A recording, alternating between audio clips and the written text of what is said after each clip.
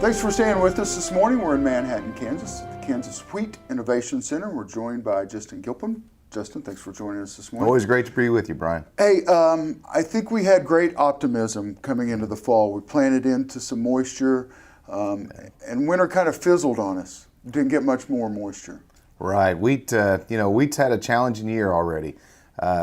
You're exactly right. When we went and planted this crop last fall, we had some of the best moisture conditions that we've had, especially out west, in the last 5 years. And so the crop got planted and got put into decent moisture, got up, we got a stand, and then getting that stand is probably what we hadn't had in those drought years the last 5 or 6 years out west. So there was that optimism, seeing the crop getting established, getting up in late October into November.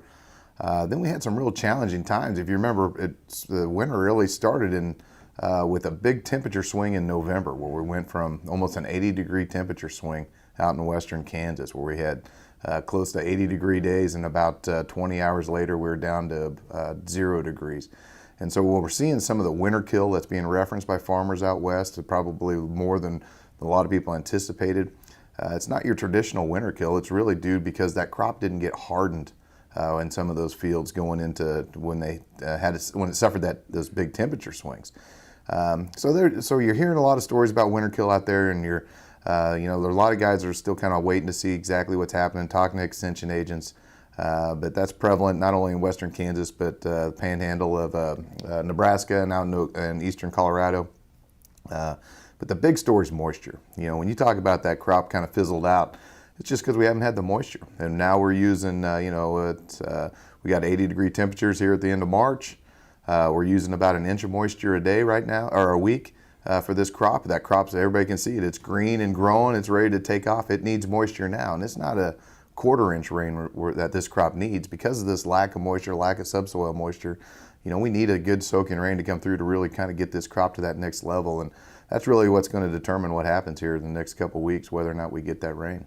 Well, they say wheat dies 9 times throughout the growing season, so yeah. We don't like to see that happen, but we really need that moisture. Did we get some that kind of started to head out early because we did get such warm temperatures? Well, where we're at right now, as far as where the crop progress is, our ratings have declined. As far as where we're at in the maturity levels, we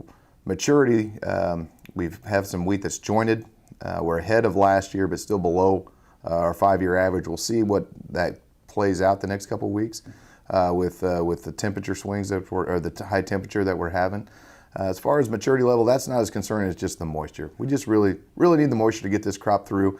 The little bit of moisture has kind of extended it along now, but we need that big rain to come through, soaking rain, to really let us know if we're going to have a good crop or not. Perfect. We're going to take a quick break. When we come back, we're going to finish up with Justin over at the Kansas Wheat Innovation Center in Manhattan. You're watching Kansas Ag Report. We'll see you in just a minute. This segment brought to you by Kansas Regenerative Medicine Center. Your stem cells, your health, your life. Farmers Insurance, your best protection against the unexpected. Call Agent Dan Key at 785-408-5459. Grass and Grain, online or in the mail, keeping Kansas farmers informed for over 60 years. GrassandGrain.com. Blue River Traders, the finest selection of Western-style furniture for your home. BlueRiverTraders.com. Thanks for staying with us. We're finishing up with Justin over at the Kansas Wheat Innovation Center in Manhattan. Justin, thanks for staying with us this morning. Big things coming up. We're into April, coming into May. We've got field days and, of course, the wheat tour. Right. This is an exciting time. The springtime is an exciting time in Kansas. Any ag state, especially Kansas, things are really farmers getting back out in the field. Everybody feels better when they're out doing something, right? And so the crop's starting to take off. There's an opportunity. A lot of different area counties working with your area extension agents, where we got county test plots, and it's a great time for communities or farmers in the area to get together, go out and talk about varieties and disease pressure, and just kind of learn some agronomic practices. It's one of the great things that Kansas State and the services K-State Extension has provided for farmers. And it's an excellent opportunity to get out and network and talk about how their crop looks and learn things about varieties and agronomic traits of the different varieties and different things that farmers can be doing. to be more efficient and try to increase their revenue per acre, which is ultimately what everybody's trying to do.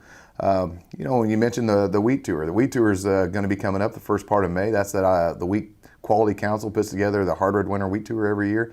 That gets millers, bakers, grain buyers, farmers, government officials. It's a lot of a chance to get out and learn more about Kansas agriculture, Kansas wheat industry. They go out and they travel 3 days throughout the state and kind of report back in, and it's really that first look at the crop that everybody gets and the whole world watches it. It's really an opportunity for Kansas to tell our wheat story and the importance of agriculture. And so many people on that tour have really never even been in a wheat field, and so being able to explain where their wheat comes from and tell that story is just it's an excellent opportunity. And so that'll be happening the first part of May.